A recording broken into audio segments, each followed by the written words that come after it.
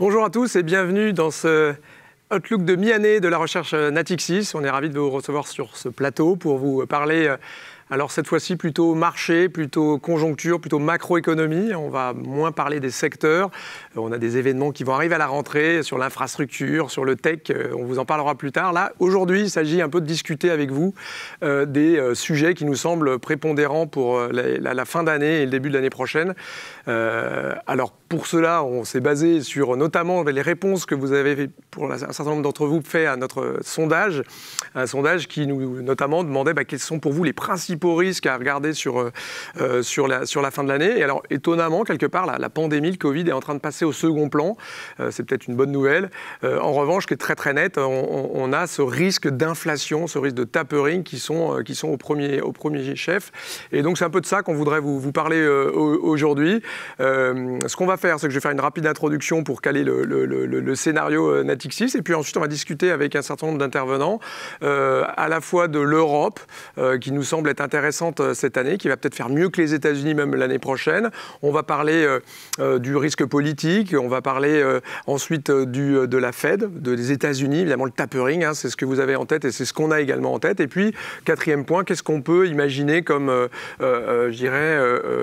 idée d'investissement, ou en tout cas comment se positionner dans un tel environnement.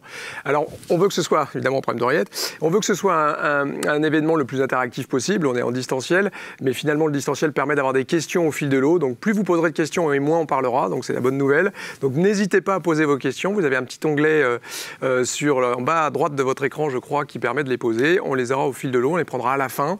Mais n'hésitez pas donc à poser vos questions tout au long de la présentation. Présentation qu'on va essayer de boucler autour dans d'une heure, et puis ensuite on laisse la place aux questions. On a un document à l'appui de ce Outlook de mi-année qui vient de sortir normalement, et donc qui détaille plein de choses dont on ne va pas parler. Je pense notamment à l'Asie. On pense typiquement, alors dans notre scénario, si vous voulez, pour commencer là-dessus, on est vraiment dans l'idée que 2021 c'est l'année de la reprise, il n'y a pas vraiment de sujet. On a un alignement des planètes avec non seulement la Chine l'année dernière qui était le moteur de la reprise, et l'Asie en général, qui était rejoint par les États-Unis, et puis qui maintenant est suivi depuis le mois d'avril, fin avril, début mai, par l'Europe, dans une espèce de concomitance de cette reprise, et donc d'alignement des grandes zones qui reprennent tous en même temps, avec tous ces problèmes de goulot d'étranglement, mais c'est surtout à l'appui d'une croissance finalement très très forte. Donc c'est ça qu'on voit vraiment sur 2021. Sur 2022, 2021, année croissance reprise, fin d'année en tout cas, et 2022, ce sera plutôt évidemment la question du tapering, peut-être d'une remontée des taux, et donc je crois qu'il faut raisonner un petit peu en deux temps de ce point de vue-là. Alors sur les variants, nous, évidemment, si je mets ma casquette de l'Institut Pasteur, on est plutôt, évidemment, c'est un des gros risques, on le met nous aussi dans 3-4 risques aujourd'hui, c'est une évidence. Pourquoi on est inquiet ? Parce que tant qu'on n'est pas tous protégés, personne ne l'est, puisque évidemment c'est la définition du variant. Il se développe sur les personnes qui ne sont pas vaccinées et donc peuvent remettre l'efficacité en cause des vaccins existants. Et quand vous avez l'Afrique qui est vaccinée qu'à hauteur de 1%, tant que ce n'est pas le cas de tout le monde, on a le risque de retourner en mode junkie, à avoir des choses dans le nez et des piqûres dans le bras pour régler ça. Donc on est vraiment à se dire que tant qu'on n'est pas tous vaccinés, on a évidemment ce risque de retour. Pourquoi on est quand même un petit peu optimiste ? Et j'arrête, j'enlève vite ma casquette de l'Institut Pasteur, vous inquiétez pas. Pourquoi finalement on est un peu moins inquiet, et on ne met pas ça du tout dans un scénario central, c'est que finalement les chaînes logistiques sont là, c'est-à-dire qu'on est capable aujourd'hui de vacciner beaucoup de gens en peu de temps, puisque ce qui a mis du temps à mettre, c'est les chaînes logistiques. En termes de production, on a ce qu'il faut, entre guillemets. L'Europe, d'ici la fin d'année, sera capable de produire 3 milliards de vaccins par an, donc 6 fois plus que la population. On a déjà exporté 400 millions de doses, ça va sans doute s'accélérer. Alors, ça ne veut pas dire que ça va bien, je citais l'Afrique avec soit 1% de taux de vaccinés, mais en tout cas en termes de production, de chaîne de supply, on va dire, de vaccins, on est sans doute capable de le faire, et on voit bien que la technologie des ARN permet en 2-3 mois, AstraZeneca nous l'a dit, Moderna nous l'a dit, ils sont quand même capables d'avoir des vaccins sans doute à même de régler l'histoire des variants. Donc ça reste pas vraiment un sujet pour nous central, ça va rester là avec nous, on n'en a pas fini de la crise du Covid, mais sans doute fini avec les confinements. C'est quand même ça le plus important, c'est que à partir du moment où on peut rechoper le virus, mais on ne va pas forcément à l'hôpital, on n'a pas forcément besoin du coup de fermer les économies comme on a dû le faire à plusieurs occasions partout dans le monde. Donc c'est un peu ça notre scénario central. Pour le reste, on est sur vraiment une croissance très forte sur les États-Unis. On va faire 7,1% de croissance aux États-Unis cette année, donc c'est le plus fort taux de croissance depuis 1984. Donc évidemment, ça continue à booster. Là où on est un peu contrariant sur les États-Unis, c'est que nous, on pense, comme depuis à chaque épisode de forte croissance de plus de 6% aux États-Unis depuis 1945, à chaque fois, l'année d'après, ça ralentit fortement. Et il nous semble que ça va être encore plus le cas, puisque ce qui booste pas mal la croissance américaine, c'est notamment le plan Biden de janvier voté en mars, et donc notamment tous ces chèques aux ménages qui s'arrêtent à partir du mois de septembre. Et on voit même que le taux d'épargne des ménages américains a déjà pas mal rebaissé. Donc le réservoir de consommation, il est peut-être un peu derrière nous. Donc on va suivre évidemment les plans d'infrastructure. Mais ces plans d'infrastructure, c'est un peu plus proche de nos plans de relance européens, à savoir des plans structurels qui s'étalonnent sur 8-10 ans, avec des hausses d'impôts en plus éventuellement pour les financer. Donc on aura un impact sur la conjoncturelle à court terme beaucoup moins fort. Donc on est dans cette idée-là quand même. Très forte croissance américaine cette année, mais ralentissement assez net l'année prochaine. Et on parlera tout à l'heure avec Guillaume Martin du tapering américain. Dans ce contexte-là, attention, c'est pas évident que la Fed puisse tant que ça normaliser sa politique monétaire. Je l'ai dit, sur la Chine et sur l'Asie en général, on ne va pas forcément parler parce qu'il ne nous semble pas qu'il y ait énormément de sujets, même s'il faut suivre ce qui se dit sur le congrès du Parti communiste, c'est quand même assez édifiant. J'ai failli dire lénifiant, mais en tout cas, c'est quand même très intéressant ce qui est en train de se passer en Chine. Mais ça ne nous semble pas être un gros black swan, c'est quelque part. On va avoir 7-8% de croissance chinoise. Ça ralentit un petit peu en ce moment, mais c'est normal. On arrive un petit peu déjà à plus d'un an de reprise en Chine. Pourquoi on est confiant sur la Chine et sur l'Asie et sur les émergents finalement dans ce contexte-là, c'est qu'on est dans une reprise de la croissance mondiale très forte. On la voit plus de 8,5% cette année. Donc ça, c'est quand même très favorable aux pays asiatiques. Là où on avait une grosse inquiétude, c'est qu'ils étaient très bons dans les premières vagues à, on va dire, circonscrire et à contrôler, tracer les virus, et qu'ils ont été assez mauvais dans la campagne de vaccination. Mais maintenant, on voit qu'ils accélèrent très nettement. La Chine a plus d'1 milliard de vaccinés. On voit des pays comme la Thaïlande qui sont à 500 000 personnes vaccinées jour. Donc là aussi, il y a peut-être un problème de qualité de vaccin, mais on peut être confiant que la technique ARN va se diffuser et que c'est pas véritablement un sujet. Mais surtout, l'Asie est un exportateur de biens et donc est moins sujet finalement à l'impact des confinements. Pareil sur le monde émergent, si vous avez la Terre entière qui est en train de reprendre avec une croissance du commerce mondial de 8,5%, le monde émergent va bien se passer, sauf s'il y a une très forte hausse du dollar et des taux américains, la 2013, mais là encore, on va en discuter, vous allez voir, c'est pas vraiment pour nous le sujet. Donc, on va parler donc surtout, quelque part, de l'Europe, qui est finalement, là je disais, États-Unis 7,1, la Chine autour de 8, commerce mondial autour de 8,5. On a sûrement une Europe qui va faire pour nous autour de 4,4 cette année. On va parler avec Jésus à l'instant. Et peut-être que l'année prochaine, on aura une croissance européenne même un peu supérieure à la croissance finalement américaine, qu'on voit autour nous de 3,9. Et voilà, c'est l'épaisseur du trait. 4,1 en Europe l'année prochaine. Alors, ça ne veut pas dire qu'on fait mieux que les États-Unis, puisqu'on est en retard, encore une fois. Pourquoi l'Europe redémarre ? Parce qu'elle est plus ouverte au commerce mondial, mais surtout parce qu'elle est démarrée plus tard, quelque part. Donc voilà, on va parler de ces sujets tout de suite. Donc avec mes deux premiers invités, Jésus Castillo et Jean-Christophe Machado. On va commencer avec Jésus, avec la première question que je vais lui poser. C'est effectivement, est-ce que c'est l'heure de l'Europe, après la Chine dans un premier temps, les États-Unis? Est-ce que maintenant, on a toujours envie un peu de jouer la surperformance des actions européennes? Ça a plutôt marché pas mal depuis le début de l'année, mais est-ce que c'est au tour de l'Europe? Est-ce qu'on peut dire ça sur cette deuxième partie d'année, Jésus? Alors, oui, on se pose toujours la question, est-ce que l'Europe est-elle en retard ou les États-Unis étaient-ils en avance? La question, c'est de savoir d'où on part. Aujourd'hui, quand on regarde les États-Unis, on voit qu'ils ont rattrapé le niveau du PIB où ils étaient à la fin de 2019. L'Europe est un petit peu en retrait, avec un PIB qui reste encore 6% en dessous de son niveau du quatrième trimestre 2019, et va rattraper ça probablement au premier trimestre de l'année prochaine. Donc, oui, il y a ce petit retard. Alors, ce qui est intéressant, c'est de savoir d'où vient ce retard et comment il s'explique. Et alors là, et on regarde du coup ce qui s'est passé aux États-Unis. Et ce qu'on voit, d'une part, c'est que le choc qu'il y a eu en Europe a été plus violent qu'aux États-Unis. En fait, aux États-Unis, pendant tout le début de la pandémie, souvenez-vous, il y a eu des mesures moins restrictives. Alors ça s'est payé au prix d'un niveau de contamination beaucoup plus élevé aux États-Unis. Et donc, en Europe, on a pris plus de précautions, mais ça a pesé plus lourdement sur la croissance. Donc, on part d'un niveau plus bas.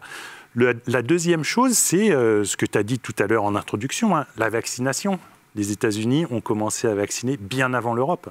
Et donc, ils ont pris de l'avance. Et ce qu'on voit, et c'est là que c'est très intéressant, c'est que quand on vaccine, ça permet de réouvrir les économies, les activités. C'est ce que nous montre le graphique. Là, on voit bien les creux dans les services. On confine, l'activité s'effondre.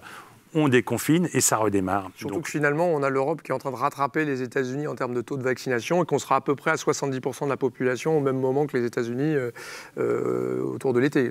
Voilà, donc ça, c'est quelque chose qui est... on est dans le sillage des États-Unis avec un petit peu de retard, mais on suit. Donc ça veut dire que si tout se passe bien, la croissance va redémarrer. C'est ce qu'on voit déjà dans les indicateurs, c'est ce que montre le graphique, que ce soit dans les services ou dans l'activité manufacturielle. Et ensuite, le dernier point, un petit peu, c'est les plans de relance. Tu l'as évoqué aussi. Les plans de relance, ce n'est pas du tout la même ampleur en Europe et aux États-Unis. Et c'est surtout que ça ne fonctionne pas de la même façon. Quand aux États-Unis, au mois de janvier, on décide un plan de relance, au mois de mars, il est voté, et au mois d'avril, les Américains ont les chèques dans leur boîte aux lettres. Donc, ils consomment. En Europe, on a décidé un plan à l'échelle européenne en juillet l'année dernière. Et là, au mois de juin, on a commencé à rassembler les financements sur les marchés. Et puis, on va verser les premiers fonds aux différents États au cours de la deuxième partie d'année. Donc, pas le même effet. Ça ne veut pas dire que ce n'est pas bien, mais ça veut dire qu'il y a des différences. Un des gros sujets aux États-Unis, et on parlera de la Banque centrale européenne après, évidemment, c'est évidemment l'inflation aux États-Unis. Ce qu'on a vu de l'effet de tout ça, du redémarrage, du rebond très fort de la consommation. On ne parle pas spécifiquement aujourd'hui de la France, on l'a dans le document, mais typiquement sur la France, vous avez vu que la consommation au mois de mai, alors même qu'on a ouvert le 19 mai, rebondit de 10%. On avait vu ça très très fortement déjà il y a un an, jour pour jour. Mais est-ce qu'on peut craindre finalement, avec le rebond de la consommation, tu l'évoques très bien, les services qui se joignent au commerce des biens qui avait lui-même déjà redémarré. Est-ce qu'on peut craindre, comme aux États-Unis, un retour de l'inflation en Europe ? Alors, ce qu'on constate, si on regarde les chiffres, les derniers chiffres publiés, l'inflation en zone euro, au mois de juin, était 1,9%, c'est-à-dire le niveau proche de la cible d'inflation de la BCE. Souvenez-vous qu'au mois de décembre, elle était encore en territoire négatif. Donc on a fait un bond gigantesque en termes d'inflation, une accélération très très forte de l'inflation en zone euro. Là encore, on se demande mais pourquoi cette inflation ? Alors il y a des facteurs qui sont complètement connus et habituels. C'est les prix de l'énergie. Il y a un an, au premier trimestre 2020, le pétrole, en moyenne, était à $29. Premier trimestre, même deuxième trimestre, 2020, $29. Souvenez-vous même qu'au mois d'avril, on était allé en territoire négatif avec le pétrole. Aujourd'hui, sur le T2 2021, $69. Aujourd'hui, on est plutôt autour de $73. Donc, ça veut dire qu'on a multiplié le prix du pétrole par 2,3, 2,4. Donc ça fait de l'inflation. Mais ça, c'est une cause connue. Comme on pense que le pétrole va ensuite se stabiliser, une fois que les effets de base seront passés, l'apport à l'inflation sera plus faible. Après, on ne croit pas, en passant au scénario des $100 du pétrole. Notre géologue favori, Joël Hancock, vous le verrez dans le document si vous avez l'occasion de le lire, on est plutôt sur une stabilisation des prix du pétrole. Pourquoi ? On va le voir peut-être cet après-midi déjà. Il y a quand même des capacités de production, évidemment, il y a des quotas de production qui sont encore à l'œuvre. Donc on a sûrement 4-5 millions de barils jour qui peuvent être relâchés par les pays de l'OPEP+. Et on a, au-delà de ça, l'Iran qui pourra revenir. Donc on ne croit pas trop à cette histoire de super cycle des matières premières et au premier lieu desquelles le pétrole. Et autre cause, c'est en sortie de confinement, on a une demande qui accélère, on l'a dit, taux d'épargne supérieur, etc. Donc il y a une envie aussi de consommer, une offre qui est désorganisée par les confinements, donc ça crée un petit peu des tensions sur les prix, et c'est ce qu'on voit enfin sur les prix à la production, parce qu'il y a aussi des tensions sur certaines matières premières, que ce soit par exemple le bois de construction aux États-Unis ou en Europe, on a des tensions, on a des entreprises qui nous disent j'arrive pas à me fournir en bois, donc les prix montent.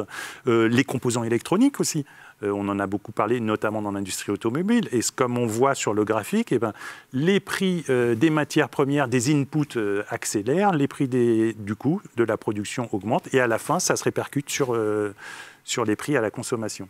Et ce qui est intéressant dans ce contexte-là, c'est notamment aussi je dirais le pass-through, c'est-à-dire est-ce que ces prix à la production se transmettent aux prix à la consommation, et on voit vraiment une grosse différence avec les États-Unis. C'est peut-être, je pense que Jésus vient de le dire, on a ce décalage cyclique des États-Unis par rapport à l'Europe qui fait qu'on aura peut-être un peu plus d'inflation plus tard, mais c'est surtout les effets base qui jouent. Mais la grosse différence avec les États-Unis, c'est que finalement, on a des entreprises européennes qui sont beaucoup plus ouvertes à la compétition mondiale, ne serait-ce qu'au sein de l'Union européenne, mais même au-delà, l'Union européenne est plus ouverte que les États-Unis, on parle d'un rapport de 2 à 3, et donc on a beaucoup moins de pricing power de la part des entreprises européennes, et ce qu'on a toujours vu, c'est que finalement, on a plutôt une compensation par le taux de marge qui baisse un petit peu, les entreprises n'arrivent pas trop à passer les hausses des prix par rapport aux États-Unis. Mais voilà, notre scénario, c'est vraiment de dire sur l'inflation que c'est assez finalement temporaire, cette histoire-là. Comme à chaque fois qu'on a un épisode de reprise, on l'avait vu en 2007 quand tout le monde commence à reprendre, on a ces phénomènes d'étranglement. En revanche, là ce qui est un peu nouveau, c'est que tout le monde repart avec des capacités de production à changer. Il y a eu très peu finalement de capacités de production détruites, c'est pas une guerre. Donc tout le monde repart au même moment avec quasiment les pleines capacités de production. Donc ces fameux goulots d'étranglement, Jésus l'évoquait avec les semi-conducteurs, ça prend sûrement 2-3 ans. Mais pour le reste, on parlait des prix du bois, du cuivre, on commence déjà à avoir les premiers prémices d'une baisse. Merci beaucoup Jésus. Dans ce contexte justement d'inflation, est-ce qu'on y va, est-ce qu'on n'y va pas, je passe la parole à Jean-Christophe Machado pour essayer d'un peu parler de que va faire la BCE, parce que finalement ce qu'on vous décrit comme scénario un peu provoquant quelque part, mais contrariant sûrement par rapport au consensus, c'est qu'on s'attend quand même à une croissance européenne plus forte que les États-Unis. Est-ce qu'on peut imaginer qu'on ait une banque centrale finalement, ce fameux tapering qui inquiète tout le monde? On parle beaucoup de la Fed, mais est-ce que c'est pas du côté de la BCE que ça peut se passer? Donc, quelles sont nos attentes? Jean-Christophe Machado, qui est notre spécialiste des taux européens, notre stratégiste euro et notre ECB Watcher, qu'est-ce qu'on peut penser de la BCE? On a beaucoup d'attentes sur la Banque Centrale Européenne, puisque au cours de la pandémie, elle a été extrêmement présente au chevet des marchés, et elle a beaucoup soutenu les économies en permettant aux États d'émettre sans vraiment laisser les coûts de financement augmenter. Donc elle a été très présente, elle a absorbé une grande partie de l'offre de titres pendant cette dernière année. Et maintenant que la pandémie passe un peu au second plan, comme on l'a vu dans le survey et comme on l'a dit précédemment, on s'attend à ce que la BCE, justement, relâche un peu son aide et retire un peu les petits trous au vélo pour que le marché puisse reprendre un peu ses aises. Maintenant, nous, ce qu'on a identifié, c'est 2 points chauds.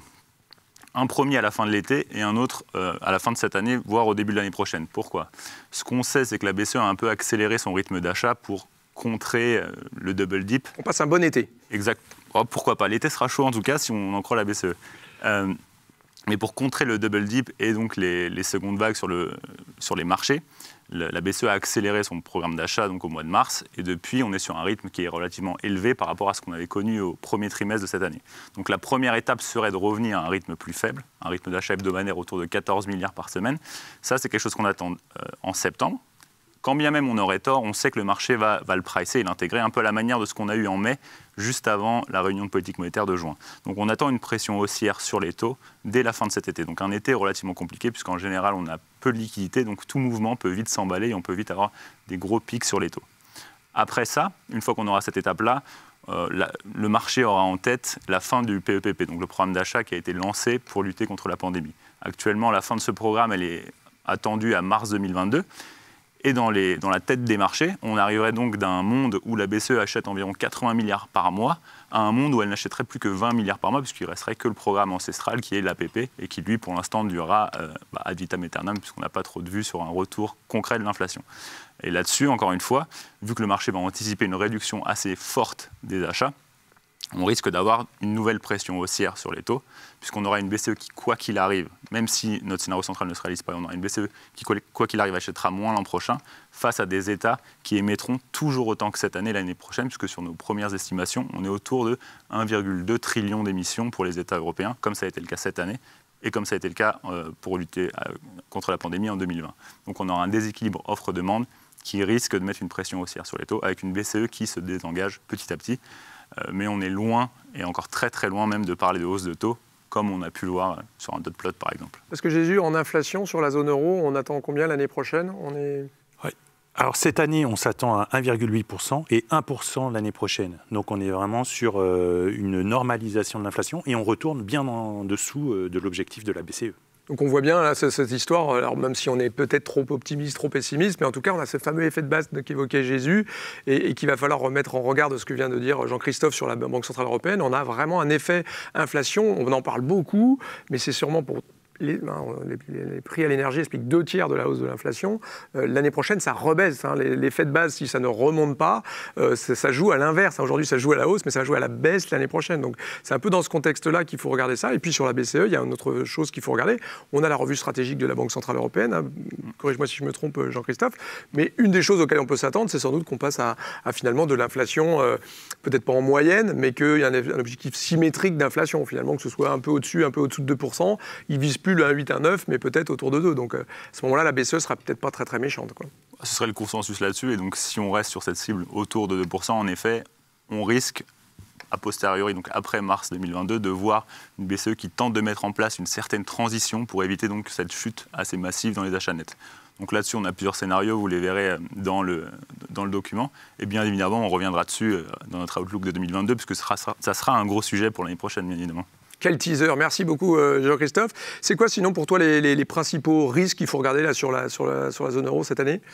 En Europe, cette année, ou en tout cas avec la pandémie, ce qu'on a pu voir de positif, c'est peut-être un peu plus de cohésion, puisqu'on a réussi à mettre en place une dette européenne, on peut l'appeler comme on veut, mais c'est un peu ça, avec des émissions pour le compte de SURE et donc Next Gen EU aujourd'hui, donc la levée de fonds dont parlait Jésus pour financer les programmes d'aide aux États.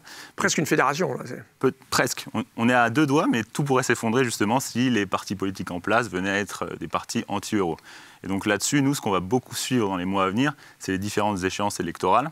Et donc dans l'ordre, on va avoir des élections en Allemagne dès septembre. Après ça, on aura un scrutin présidentiel en Italie en février 2022. Et après ça, bien évidemment, les élections françaises qui peuvent être assez difficiles sur les marchés. Si vas-y, je t'en prie. Si on reprend un peu les risques inhérents à ces différents scrutins, ce qu'on voit aujourd'hui pour l'Allemagne, c'est que les forces en présence et les partis les mises en avant dans les sondages aujourd'hui ne représentent pas un risque à la construction européenne, selon nous. En revanche, d'un point de vue perception des marchés, une victoire des Verts, par exemple, pourrait entraîner des attentes de budget un peu plus généreux pour pouvoir financer une transition, par exemple une transition écologique un peu plus forte que celle qui est mise en place aujourd'hui, et donc un programme d'émissions plus important, et ça entraînerait une sous-performance du Bund contre le swap, par exemple, et des taux peut-être un peu plus élevés que ce qu'on a aujourd'hui dans notre scénario central, puisqu'aujourd'hui, on n'a pas une victoire des Verts dans notre scénario central, puisque le momentum est un peu plus pour la coalition en place, qui voit dans les sondages son score s'améliorer. Et du coup, en fait, ce qu'on peut dire, en résumant ton propos peut-être, c'est qu'en Allemagne, le risque, il n'est pas du tout justement type France ou anti-euro, ou au contraire, c'est que en fait, la coalition, le remplaçant pressenti de Merkel semble presque plus pro-européen qu'elle, et les Verts sont très fédéralistes dans l'approche. Donc finalement, c'est un risque budgétaire, ce que tu dis, oui, mais pas du tout un risque politique, zone euro, remise en cause, éclatement, etc., moindre soutien aux pays du Sud. Non, là on est plutôt sur quelque chose de globalement très positif par rapport aux autres échéances dont on va parler, avec l'Italie en février, où là, le scrutin italien, le scrutin présidentiel, enfin l'élection présidentielle, puisque c'est pas vraiment un scrutin, est un événement en général. Mais là, on a un contexte un peu compliqué, puisqu'on a Mario Draghi qui est à la tête du gouvernement en tant que Premier ministre, qui a un très fort soutien du président actuel, qui lui permet un peu de garder la main sur ce gouvernement qui est assez compliqué à gérer, on ne va pas se le cacher, c'est une coalition assez fragile. Et Sergio Mattarella a d'ores et déjà annoncé qu'il ne voulait pas briguer un nouveau mandat. Est-ce que ça peut être Draghi ? Draghi est pressenti, on en a entendu parler dans la presse, maintenant rien d'officiel pour le moment, mais ce serait pour nous un des scénarios peut-être les plus difficiles, puisqu'on aurait Draghi qui deviendrait président, il faudrait trouver un nouveau Premier ministre, et trouver quelqu'un qui arrive à fédérer un tel gouvernement, ça risque d'être très compliqué. On pourrait aller à des élections anticipées, donc ça c'est le scénario un peu du pire pour les marchés, on va dire, puisqu'aujourd'hui on a Salvini qui est en tête des sondages, et lui a déjà été très vocal envers l'Europe au global, même si la situation actuelle de l'Italie et les aides apportées par l'Europe peut-être réduirait un peu son côté un peu agressif envers l'Europe, on va dire. Mais sinon, même si Mario Draghi ne devenait pas président, le nouvel élu pourrait lui apporter un peu moins de soutien et donc on aurait peut-être une stabilité un peu plus faible du gouvernement et un petit stress sur l'Italie. Mais encore une fois, on est plutôt positif là-dessus. Et enfin, le dernier scrutin, c'est la France, donc les élections présidentielles. On peut avoir un scénario à la 2017, on a vu un gros écartement de l'OAT-Bund. On aura sans doute un stress. Certains l'attendaient dès maintenant, puisqu'on a eu des élections régionales qui, pour le coup, à part montrer un désintérêt de la population pour les scrutins, nous n'ont pas apporté de grandes informations sur le scrutin présidentiel de l'an prochain. Maintenant, ce résultat aux élections régionales peut être vu de deux façons. Donc on a beaucoup d'incertitudes. Est-ce que les marchés vont préférer se prémunir en intégrant un risque politique, ou alors ils vont juste se dire bon, le RN n'a pas fait un gros score, pas de risque et tout va bien. C'est assez compliqué à dire. Dans notre scénario central, pour le moment, on a un écartement, une sous-performance des OAT, mais dans un mouvement relativement global sur la fin de l'année. C'est lié à toute cette discussion sur le tapering et à la réduction des achats de la Banque centrale. Donc on a un mouvement global, un peu à la manière de ce qu'on a vu en 2017, puisque la première partie de la hausse des rendements OAT était liée à un US Treasuries qui était beaucoup monté après l'élection de Donald Trump. Donc on aura un mouvement un peu global avec des taux plus hauts, une tendance haussière, et après ça, au début de l'année prochaine, une fois qu'on y voit un peu plus clair, avec des sondages qui pourraient mettre en avant le RN et Macron, par exemple, dans un second tour beaucoup plus serré que ce qu'on a eu en 2017, là, on pourrait avoir un risque politique qui est intégré. Maintenant, la situation est un peu différente de celle qu'on avait en 2017. Pourquoi ? Tout d'abord, en 2017, on a eu beaucoup d'investisseurs étrangers un peu sautés du navire en amont des élections, notamment les investisseurs japonais qui avaient vendu massivement des OAT, comme on peut le voir sur le graphique en bas. Aujourd'hui, leur positionnement est un peu plus faible sur la dette française, donc leur sortie ferait un peu moins mal, bien évidemment.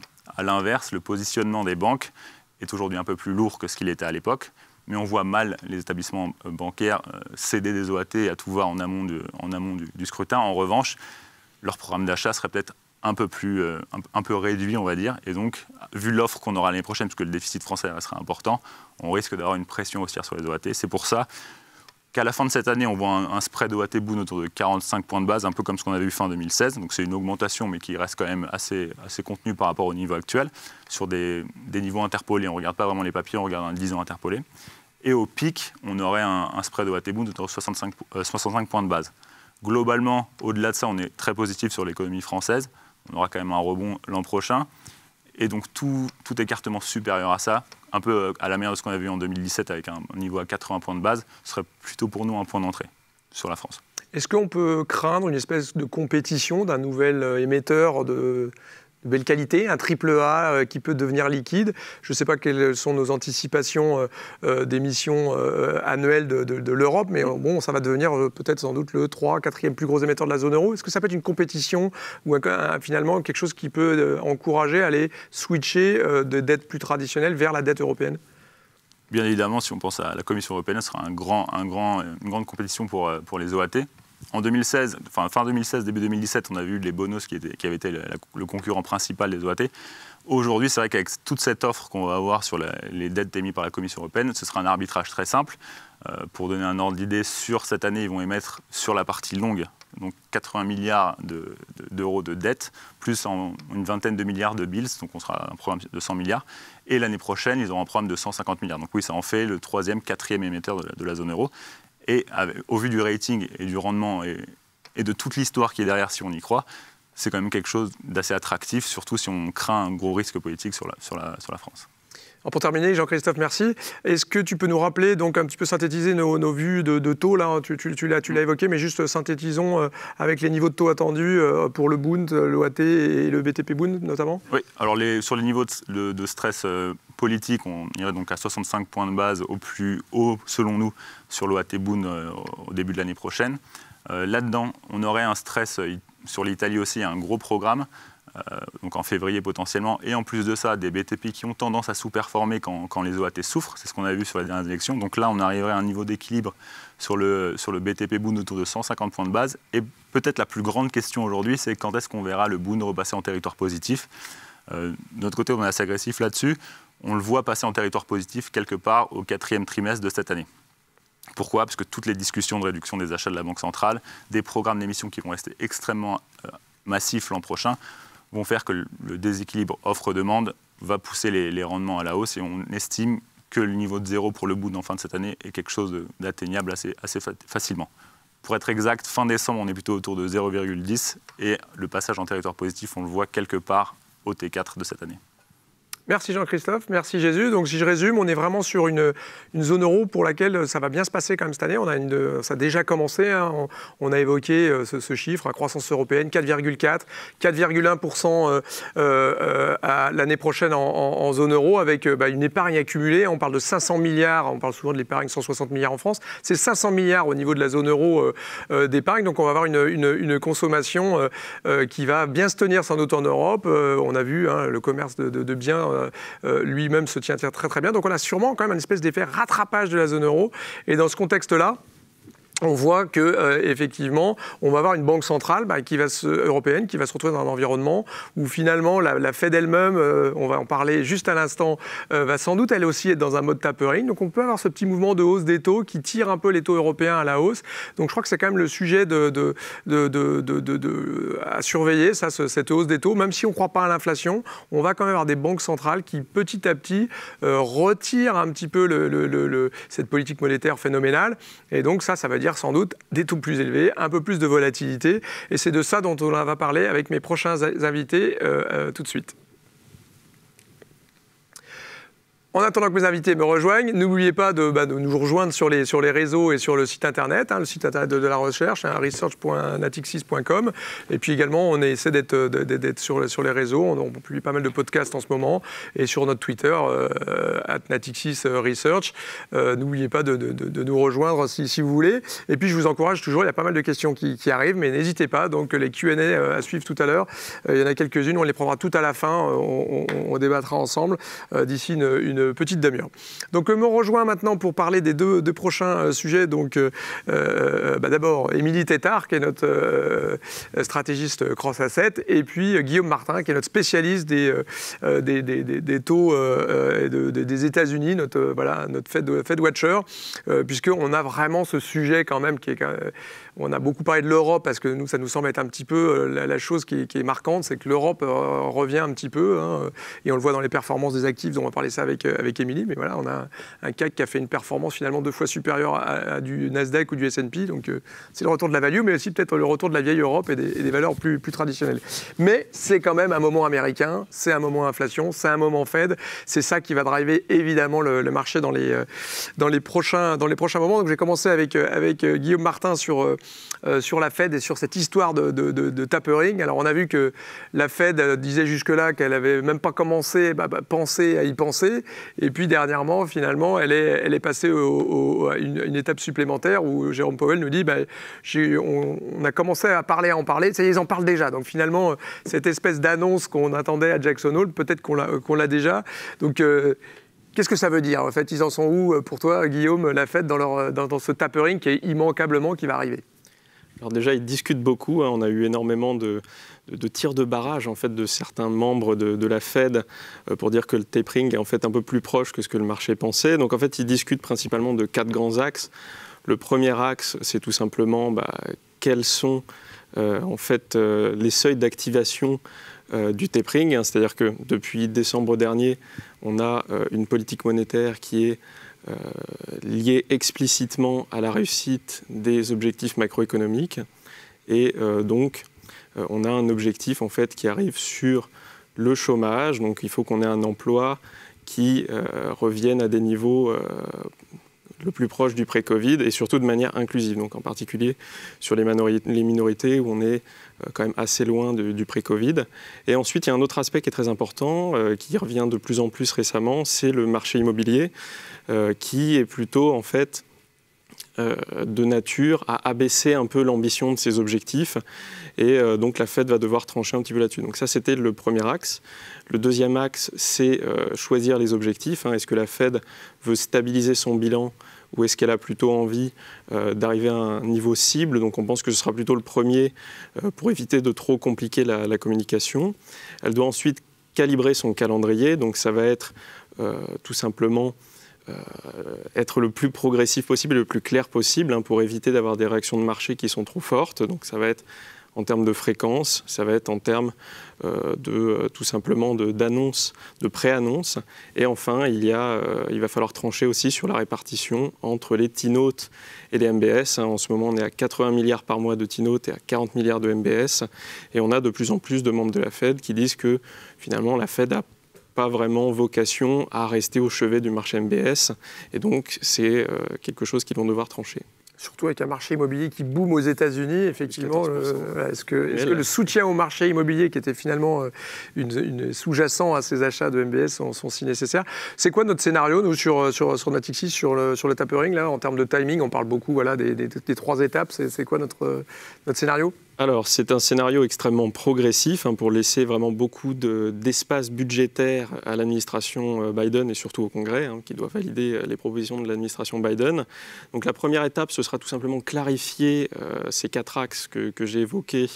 On attend ça plutôt pour cet été. Ça va être une pré-annonce en disant attention, les seuils d'activation vont se rapprocher, donc ça c'est plutôt pour la fin d'année, donc le T4 de cette année, et un véritable début du tapering à partir d'avril, avec une réduction qui sera de 20 milliards par mois sur les mois qui suivront le FOMC, dans un premier temps répartis équitablement entre MBS et Treasuries, histoire d'éviter des réallocations trop brutales entre ces deux marchés, et après le 4e incrément, donc comme on sera à 0 sur les MBS, uniquement des Treasuries. Pour l'instant, on a un portefeuille Soma, donc le portefeuille des actifs de la Fed, qui est à peu près à 7 400 milliards. Ça nous amènerait un petit peu au-dessus de 9 000 milliards, donc ce sera toujours quand même relativement accommodant.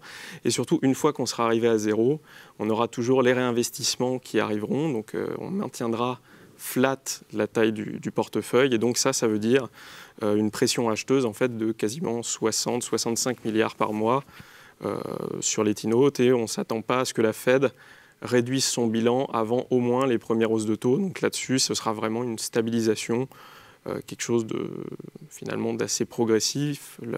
La Fed va essayer d'être la plus monotone et la plus prévisible possible, histoire d'éviter des réactions de marché trop violentes. Donc on revient un peu à cette fameuse phrase que la Fed, c'est un peu comme regarder de la peinture séchée sur un mur.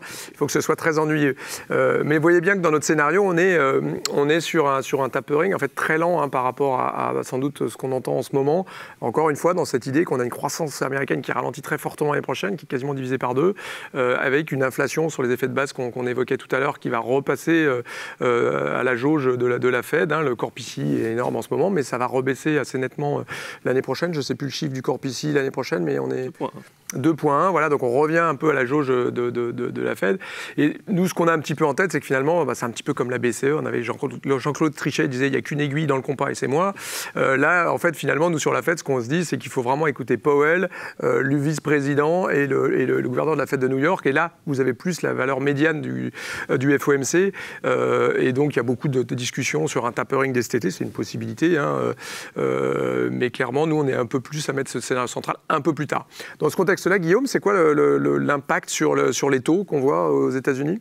Alors le tapering, c'est un choc monétaire, donc par définition, ça impacte les taux réels. Donc ce sont les taux qui sont corrigés de l'inflation et des déviations à la cible banque centrale. Donc on a un modèle qui est le modèle d'Amico-Kimway, qui est celui utilisé par la Fed. Et si on regarde un petit peu l'historique, on a eu 2 épisodes assez récents de choc monétaire. Le premier, c'était bien entendu le taper tantrum qu'on a eu en 2013, qui a abouti à une hausse de 100 points de base, et le quantitative tightening, donc la réduction de bilan en 2017, qui a, elle, abouti à une hausse de 75 points de base.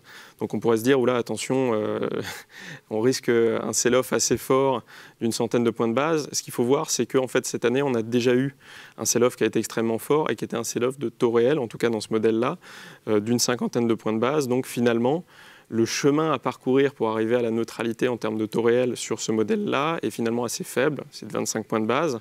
Donc bien sûr, on pourrait repasser en territoire positif. Donc finalement, on aurait un choc qui serait entre 25 et 50 points de base, mais finalement, ce serait un choc qui serait très modéré. Et surtout, la Fed va veiller au grain, puisque, comme je l'ai dit, elle n'a pas envie de tuer dans l'œuf la reprise l'an prochain en empêchant l'administration Biden tout simplement de déployer ces différents stimuli fiscaux.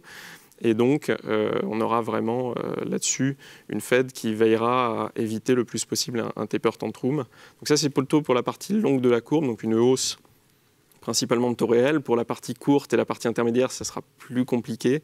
On verra forcément le tapering comme un peu une pré-étape avant de parler hausse de taux. Et donc forcément, on risque d'avoir des pressions haussières très fortes sur la partie courte, donc le 0,2 ans, et surtout sur la partie intermédiaire, le 5 ans, sachant qu'on aura quand même, avec une Fed qui est un petit peu plus forward-looking, un abaissement des anticipations d'inflation moyenne et donc finalement une espèce de force de rappel qui empêchera un sell-off trop brutal. Oui, paradoxalement, plus la Fed parle de tapering et moins on met de la prime inflation et plus on va du bear flattening de la courbe, quoi. Tout à fait. Là, on a trois hausses de taux prévues par le marché en 2023, c'est ça à peu près? Oui, c'est tout à fait ça. C'est la première et même d'ailleurs au T2 2022, donc des anticipations assez agressives qui sont finalement assez proches de celles de nos clients, hein, ce qu'on voit dans le survey. Nous, on pense que ce sera quand même un petit peu plus progressif. Il y a vraiment cette question d'espace budgétaire qui est centrale. Et surtout, là où on a un cadre opérationnel qui reste quand même extrêmement flexible, ce fameux flexible average inflation targeting, on a quand même toujours cet effet de seuil, c'est-à-dire que la Fed ne montera pas les taux avant que deux seuils soient atteints de façon concomitante. Le premier, c'est celui sur l'emploi dont je parlais tout à l'heure, mais il y a aussi celui de l'inflation. Donc, selon nos économistes, les pressions inflationnistes devraient refluer assez fortement à partir de l'an prochain. Donc, ce sera plus difficile pour la Fed d'avoir vraiment un timing favorable pour monter les taux. Donc, comment est-ce que ça va un petit peu se transmettre à la courbe? Ce sera donc quand même toujours une hausse des taux d'ici la fin de cette année. Donc, on arriverait à un niveau de 10 ans, par exemple, qui serait au-delà de 1,7 jusqu'à potentiellement 1,9. Mais ce sera assez compliqué de voir en fait des taux réels fortement positifs. Donc, finalement, ça nous donne un espèce de cap implicite entre 2 et 2,2 sur cette partie-là du cycle. Et tant qu'on n'a pas vraiment des pressions inflationnistes fortes qui forceront en fait la Fed à monter ses taux peut-être même de façon un peu plus agressive que ce qu'on a sur les marchés OIS, on aura toujours un petit peu ce cap-là et donc on aura vraiment un aplatissement par le cours de la courbe. On a des effets supply aussi qui vont peser pas mal au T3, T4 là, sur le Trésor américain? Tout à fait. Cette année, en fait, la majorité du financement, c'était de l'utilisation du surfinancement de l'année dernière. Donc on a vraiment eu un trésor façon Yellen qui était beaucoup moins agressif que celui de Mnuchin sous l'administration Trump. Mais on va arriver vraiment aux 2 trimestres où le besoin de financement net sera le plus fort. Cette année, net des rachats de la Fed, on sera quand même sur la plus forte création de T-note. On parle de 3 000 milliards. L'an prochain, même s'il y aura une réduction, on restera quand même toujours sur un déficit qui sera extrêmement fort, mais un petit peu ce tapering aussi, entre guillemets, du côté financement, fait qu'on aura, là encore une fois, assez peu de pression haussière sur les taux à partir de l'an prochain. Donc du bear flattening, des taux qui remontent mais pas trop, donc 1,7 nous on dit en fin d'année. Merci Guillaume. Donc ce qu'on peut un peu résumer finalement, c'est qu'on voit entre la Banque Centrale Européenne et la Fed, on est face à des banques centrales quand même qui donc vont avoir de l'inflation mais pas trop. Et en plus de ça, on a des banques centrales qui sont un peu en train de se sortir, si je caricature un peu, on a des banques centrales qui regardent de moins en moins l'inflation. En tout cas, c'est moins une contrainte dans leur conduite de la politique monétaire, parce que la Fed l'a déjà fait avec le fameux FED, le fait qu'on regarde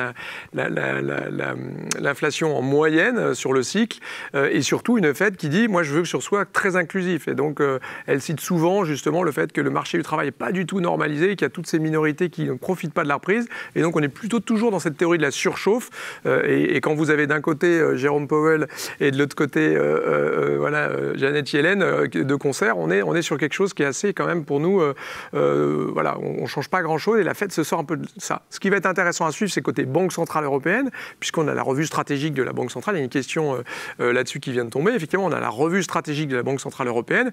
Et ce qui est très intéressant aussi, c'est qu'on a sans doute cette Banque Centrale Européenne qui va d'une façon ou d'une autre adopter quelque chose de proche d'une moyenne, ou encore une fois un objectif symétrique et pas d'être à 2 ou en dessous de 2, mais plutôt d'être autour de 2, ce qui permettra de se relâcher un peu la pression auprès de la Banque Centrale Européenne. Et on voit déjà Christine Lagarde aussi être un peu dans le mode inclusif en disant « moi j'ai d'autres objectifs que l'inflation, c'est notamment d'être beaucoup plus inclusif là aussi ». Christine Lagarde cite souvent il y a encore 15% de taux de chômage, un halo de chômage très important en Europe. Tant que ce n'est pas le cas, je peux continuer à être accommodant.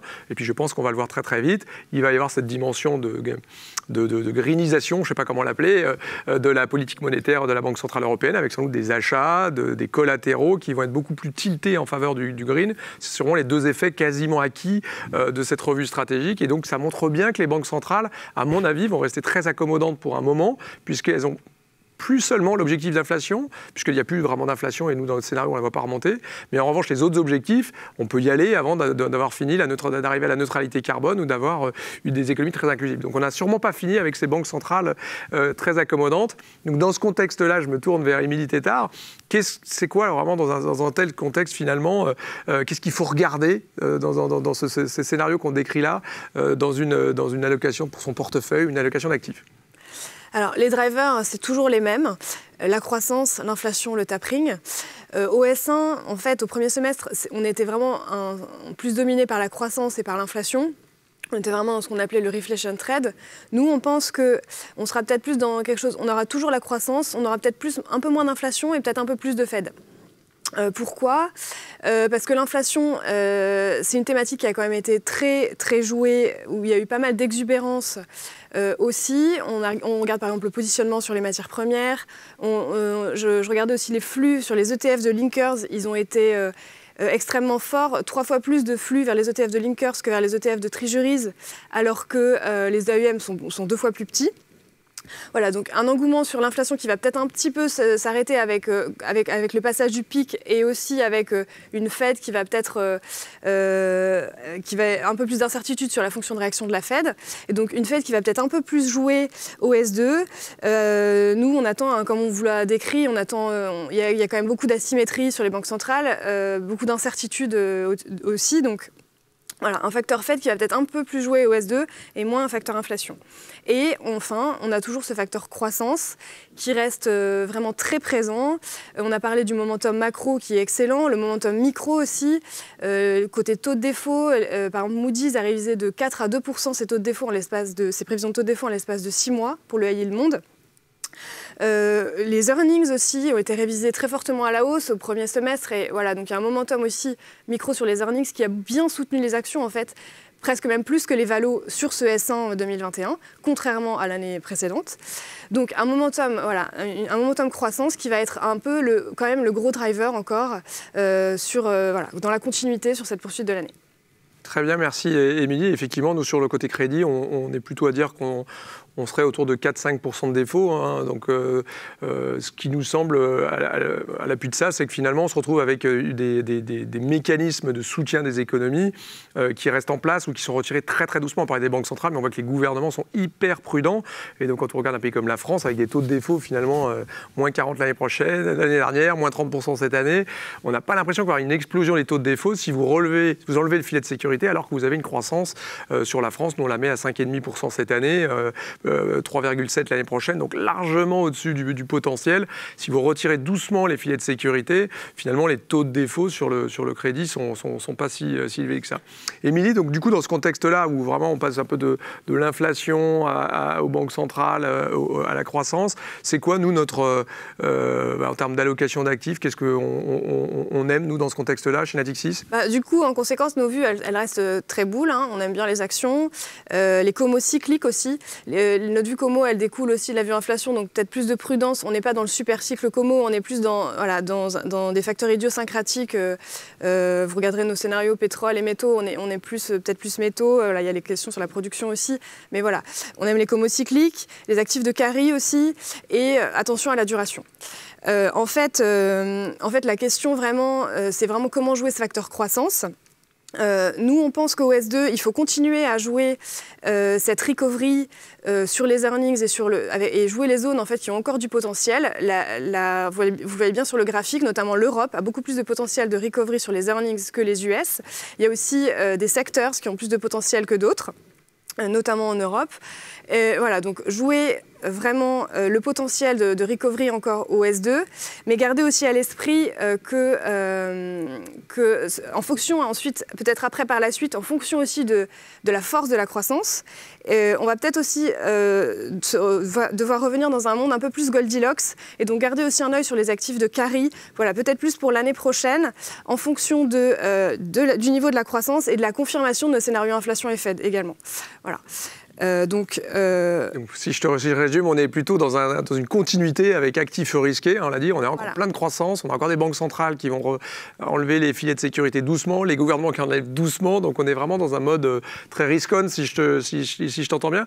Et dans ce contexte-là, Et sur l'obligataire, on attend des taux qui sont modérément en hausse, nos hausses de taux ne sont pas non plus très fortes, donc en fait, ça fait quand même des rendements totaux attendus qui sont non négatifs, qui ne sont pas élevés, mais qui sont non négatifs. En revanche, on continue à avoir quand même une vue plutôt assez prudente sur l'obligataire en raison de deux choses, de l'asymétrie déjà. De l'asymétrie de la classe d'actifs. On le voit aussi dans le sondage, 50% des répondants attendent le TINOS dans son range actuel, seulement 15% l'attendent en dessous et 35% au-dessus. Donc voilà, asymétrie. Et en plus, sur l'obligataire, il y a aussi cette question de la corrélation avec les actions qui est très instable aussi en ce moment. Et en fait, on pense que l'obligataire est beaucoup moins hedge aussi contre les risques les plus forts du moment. Très bien, merci Émilie. Vous verrez dans le document aussi qu'on parle des cryptos qui ne sont pas un bon hedge contre quoi que ce soit. C'est un actif qui vit sa vie. On a regardé ça un petit peu. Et Émilie, c'est quoi les risques? Parce que là, on a finalement, tu parlais de Goldilocks, on a l'impression que c'est la continuité, tout va bien, fermer le banc. Est-ce qu'il y a quand même évidemment plein de risques? On a parlé d'un certain nombre de choses avec les variants, etc. Mais c'est quoi pour toi les risques qu'il faut vraiment surveiller? Alors, les risques, ils sont liés aussi aux drivers, aux drivers principaux que j'ai décrits et aux risques qu'on a de se tromper sur chacun d'entre eux. Le premier, c'est probablement celui de la Fed. Si on a une Fed un peu plus hawkish, qui change de ton ou qui confirme ce changement de ton, on va s'attendre à des hausses de taux réels. Et ça, c'est vrai que c'est pas très bon pour les actifs risqués. Nous, on a écrit une petite étude sur quel actif pour se protéger contre les hausses de taux réels. On trouve que le dollar, c'est peut-être le plus robuste, le plus stable et le plus fidèle, en tout cas, voilà, l'actif le plus parfait à détenir pour se hedger contre les hausses de taux réels. Deuxième risque, qui est assez fort aussi, encore une fois, ça rejoint le survey, c'est le risque inflation. Voilà, si on se trompe sur l'inflation et que l'inflation est plus forte qu'attendue, là aussi, on a écrit une grosse étude collectivement, la recherche. Nous, ce qu'on pense sur l'inflation, c'est que c'est assez difficile en fait, de couvrir le risque inflation parce que les sources de choc et les types d'actifs inflation sont très divers. Donc nous, on recommande d'avoir une allocation diversifiée sur des actifs inflation. Sur ce risque inflation, là, quand même, tout de suite, moi, je dirais que s'il se matérialise, il va y avoir deux choses. Il va être accompagnateur du cycle, il va accompagner le cycle, et il va aussi être accompagné d'une Fed qui va être plus hawkish. Et donc, du coup, ça signifie que peut-être le biais qu'il faut prendre pour couvrir le risque inflation, c'est peut-être plus un biais cyclique vers les comos, la value, les financières, plus que vers les actifs exposés aux taux réels, type l'or, les taux réels, qui vont peut-être un peu plus souffrir aussi avec la Fed. Le high yield, dans ce contexte-là, on dit quoi? Le high yield, c'est typiquement un actif de carry. Donc le high yield, prudent, c'est plutôt bon, en fait. C'est plutôt des total returns qui sont bons, avec quand même assez peu de carry, finalement, par rapport aux actions. C'est plus un actif à détenir, peut-être plus par la suite, dans un monde où les taux ne bougent pas trop. Parce qu'il y avait une question là-dessus, donc j'en profitais. Effectivement, dans un monde où les banques centrales restent accommodantes, mais c'est vraiment... Le carry du high yield, il reste quand même assez faible malgré tout. Voilà. Et notamment, même si on attend des resserrements, c'est pas non plus très fort, donc c'est vrai que... Est-ce que dans ce contexte-là, on peut s'attendre à une remontée de la vol? Parce qu'on parle beaucoup, je dis, donc 2021, c'est la croissance, c'est la recovery, on est risk-on, etc. 2022, on rebalance sans doute sur des risques plus inflation, hausse des taux qu'on décrit depuis tout à l'heure. Si on a des banques centrales un petit peu moins accommodantes, est-ce qu'on n'a pas le début d'une normalisation de la vol? Est-ce que selon toi, on va rester dans un régime très low vol et à ce moment-là, risk-on ou pas? Alors, la volatilité, en fait, c'est vrai qu'elle est très basse. Nous, on fait des modèles, on regarde. En fait, elle est quand même en ligne avec ses déterminants macro. Elle est basse, mais voilà. Mais en revanche, ce qui se passe, c'est que ces déterminants-là, ils vont probablement tous remonter. La Fed, l'incertitude macro. Donc, on s'attend à une volatilité qui va remonter aussi, avec une Fed qui resserre un petit peu malgré tout. Voilà, qui va remonter, mais pas beaucoup. Et ce qu'il faut se dire aussi sur la volatilité, c'est qu'on le voit bien sur le graphique, la volatilité, elle est faible. Elle est faible parce qu'il y a beaucoup d'attentisme aussi et beaucoup de range trading. En revanche, si on regarde le skew, on voit qu'il y a quand même beaucoup d'acteurs qui se positionnent aussi vers plus de risques. Le skew, il est quand même très élevé relativement à la vol. Donc ça aussi, c'est quelque chose d'assez important. Et d'ailleurs, ça génère aussi des opportunités. Non pas de monétiser le skew, mais vraiment, voilà, faire des protections partielles en vendant des strikes plus lointains, des choses comme ça. C'est des choses qui permettent de réduire le coût du hedge et qui sont intéressantes aujourd'hui vu le niveau, la cherté en fait, des strikes très lointains. Bon, voilà, on est sur un truc risk-on, il faut se protéger voilà, un peu du tel risque. Bref, c'est un petit peu, il faut faire de la continuité de ce qu'il faut d'habitude faire quelque part. Merci à tous les deux. On va laisser la place aux questions. Je résume un petit peu notre scénario, ce qu'on vient de se dire quelque part. On est dans un monde où, au niveau macroéconomique, c'est quand même une fin d'année qui va être très bonne. Oui, il y a le risque du variant, oui, il y a le risque du tapering plus rapide que la Fed, etc. Nous, on pense que l'inflation, elle est temporaire, que les banques centrales vont rester justement très, je dirais, prévenues du risque de 2013, donc elles ne vont pas faire cette erreur-là, et on les voit super dovish, que ce soit côté Christine Lagarde et côté Jérôme Powell. On voit bien que la médiane de ces gouvernements de banques centrales sont très, très accommodantes. Donc on a de la forte croissance, des banques centrales qui restent finalement assez accommodantes, un policy mix qui est très, très, très supportive. On a encore des déficits, on a encore du soutien de la politique budgétaire. On va peut-être avoir encore des nouvelles de ce point de vue-là en provenance des États-Unis. Et l'Europe ne ralentit pas son soutien pour l'instant. Donc on est quand même vraiment dans un environnement, je dirais, de croissance assez forte. Et nous, on n'achète pas trop ce scénario d'une inflation durable. Regardez ce qui se passe. Est-ce qu'on a vraiment un changement des comportements d'épargne? Non, on a toujours plus d'épargne que d'investissement. Alors oui, une partie de l'épargne va se mettre va se consommer, mais regardez, 160 milliards sur la France, 500 milliards sur l'euro. On a des comportements d'épargne qui n'ont pas vraiment changé. Est-ce que ça a changé sur l'organisation du marché du travail? Est-ce que c'est la fin de l'ubérisation? Non, il suffit de regarder dans les rues tous les soirs les gens à vélo qui livrent des pizzas. On n'a pas un changement du monde. Ce n'est pas l'ubérisation, c'est l'amazonification du monde, quelque part. Quand vous avez ce vote, moi je trouve très emblématique, où Amazon, qui est le premier employeur des États-Unis, qui demande est-ce que vous voulez un syndicat chez Amazon? La réponse est non à une très forte majorité. Donc c'est pas du tout la fin de l'ubérisation du monde, malheureusement, sans doute, ou en tout cas, il n'y a pas de changement structurel pour l'instant post-Covid. On est dans un rebond très fort de toutes les économies en même temps.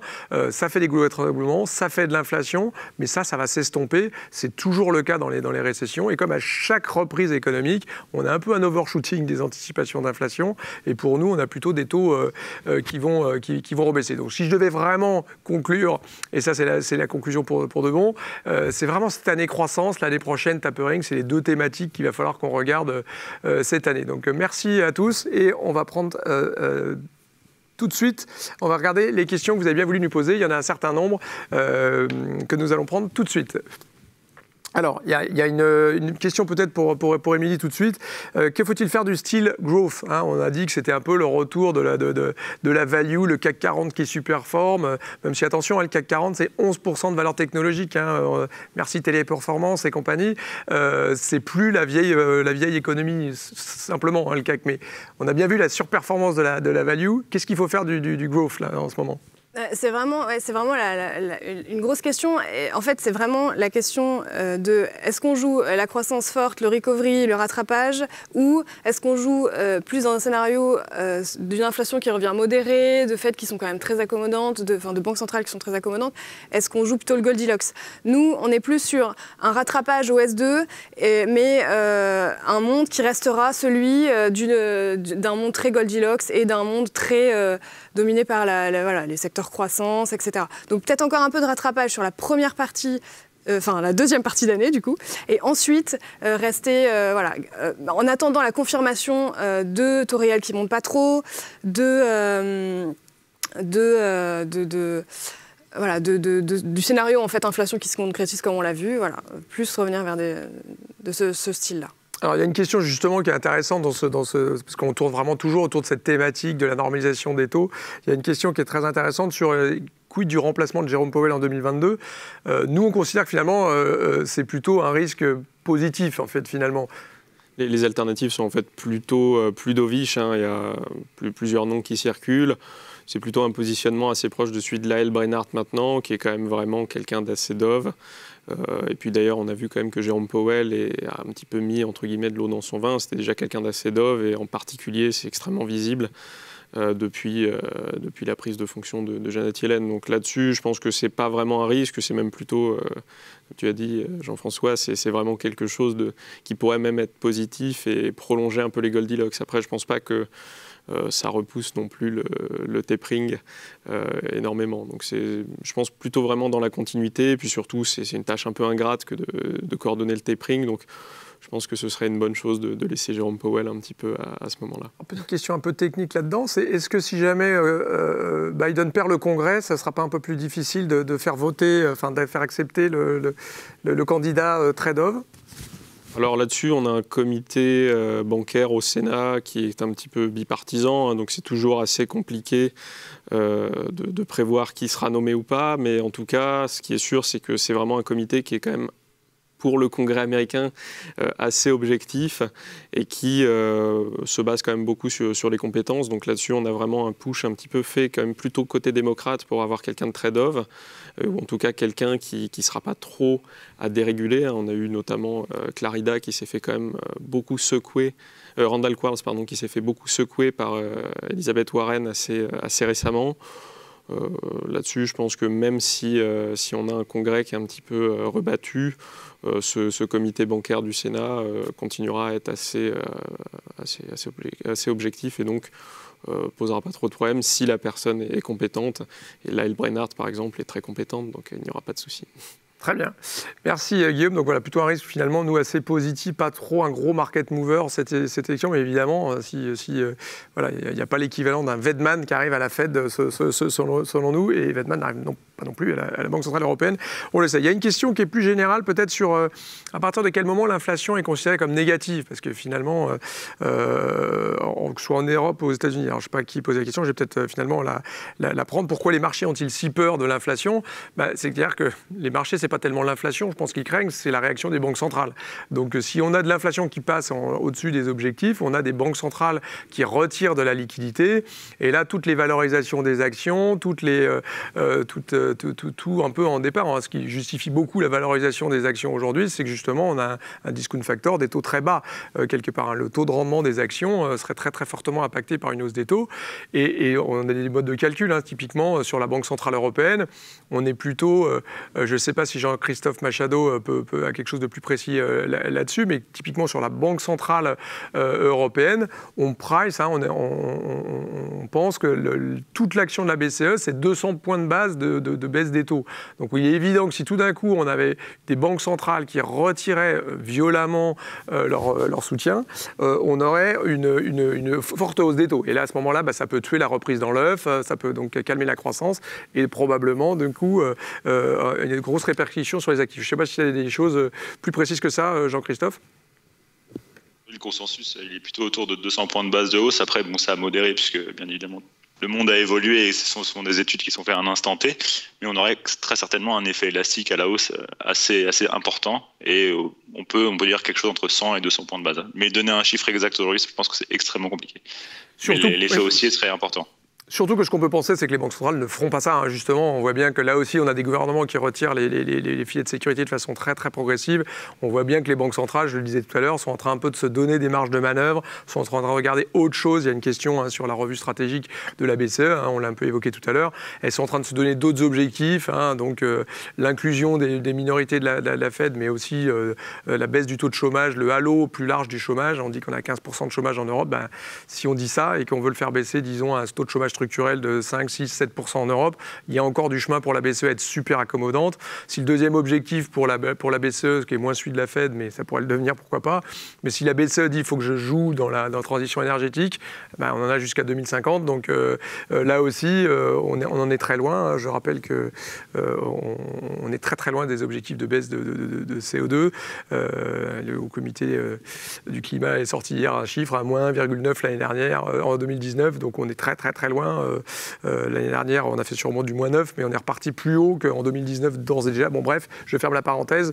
On a un certain nombre d'événements sur le green où on en parle souvent, mais en tout cas, si la Banque centrale se donne ça comme objectif, on n'est sûrement pas dans une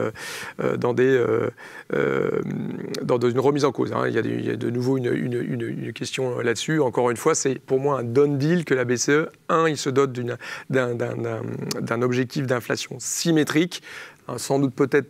Éventuellement, on peut penser qu'un objectif d'inflation moyenne sur le cycle comme la Fed, ça c'est à voir. Mais en tout cas, ce qui est sûr, à minima, ils vont parler du 2% comme un objectif et non plus de close to but below. Ils vont dire close to 2%. Et ce sera une inflation symétrique. Ça, c'est quelque chose, je pense, qui pose zéro problème, même pour un Wedman. On n'aura pas de sujet là aussi. On a une petite question sur le passe-through de la politique monétaire sur les taux de dépôt bancaires.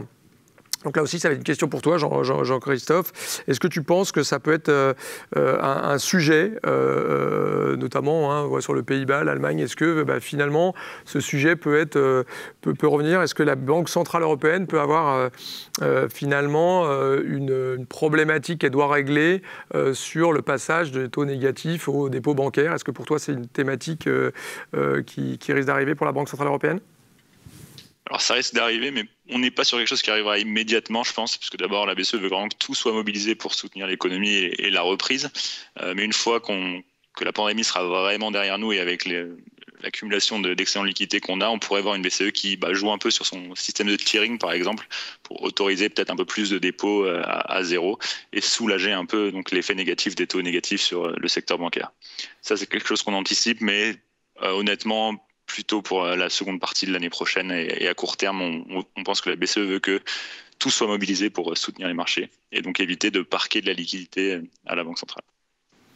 N'oubliez pas que vous pouvez poser des questions, elles s'enchaînent, mais n'hésitez pas sur l'outil de Q&A de Blue Jean, en bas à droite de votre écran. Je n'ai pas l'écran moi en retour, mais je crois que c'était en bas à droite pour les poser si vous voulez.